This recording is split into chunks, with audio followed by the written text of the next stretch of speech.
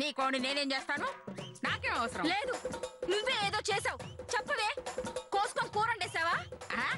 లేకపోతే కూర వండడానికి కోసుకుంటారా? అయినా ఇది నీ కాడు కాదు, ఖచ్చితంగా నా కోడే. గ్యారెంటీ ఏంటి? అదిగో ఈకలు.